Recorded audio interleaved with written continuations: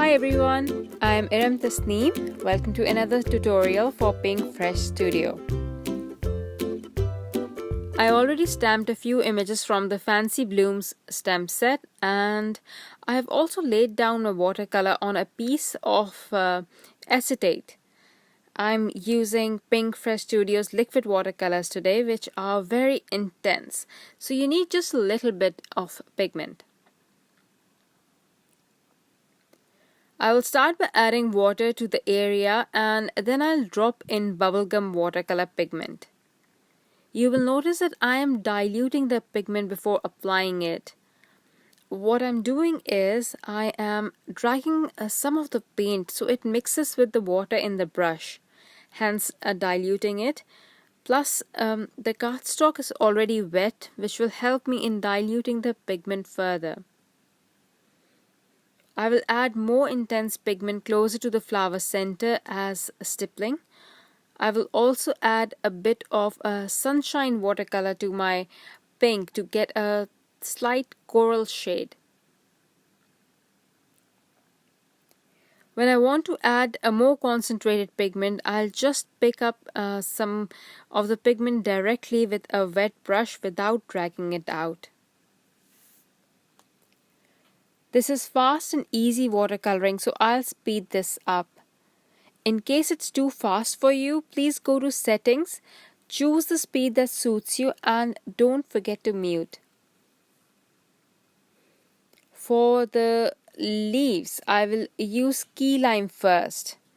Again, I'll apply a diluted color and then add concentrated pigment. The shade of green that I'll add is Emerald City. For the second leafy branch that I'll color, I'll first add yellow, that is the sunshine watercolor, so that I have a warmer, a more vibrant shade of green. And also because so that there's a variance among the leaves, and this actually looks really great in the end. Okay, so after I'm done, I will die cut this and set it aside. And now I've also die cut several of the Celebrate die. It's from the new Essentials release. It's called the Classic Words Die Set. And I have die cut this in the same cardstock as my card front, and also once in gold glitter cardstock. And I gotta show you this gold glitter cardstock. It is beautiful. I got this from Simon Says, and I love how sparkly this is, and it cuts amazingly. It's not my favorite shade of gold, but it is beautiful and looks very good. So I'll stack all these die cuts together to form a sturdy word die cut, and I also went ahead and die cut this lovely oval from the Braided Oval Die Set, and this is also from the Essentials release. Our the Pinkfresh Studio's Essential release is amazing. You should definitely check it out. There's some very good die sets in there. Okay, so this set has two sizes of ovals, the Braided Oval Die Set, that is, and this is the smaller of the two. The other larger one, I'll use that in the next card. Okay, so I have my card front ready and I am adhering it to a base, and then I'll adhere the braided oval frame die cut with foam tape onto the card front. I'll then arrange the floral images, and it's at this point I thought that the card was too clean, so I added a few fine black paint splatters. I then adhered everything back on, and off camera I decided to add one more leafy branch so my card front looked a bit fuller. Okay, so on to the next card, which is absolutely similar, but I just wanted to change the layout and use the larger braided oval die. So again, I stamped one of the larger images from the Fancy Blooms stamp set on watercolor cardstock with VersaFine Onyx black ink, which I heat set for a few seconds before watercoloring, just to be on the safe side. I colored the pink flowers same way but forgot to add the yellow.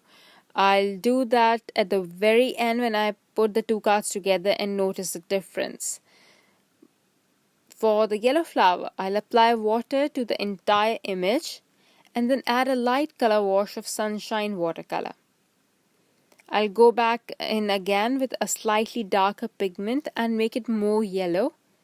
Then I'll mix a bit of the orange watercolor. The shade is called Clementine.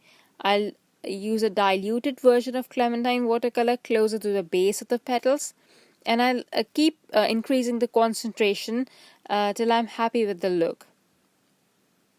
I'll color the leaves the same way as I did earlier, so I'm not going to show you again.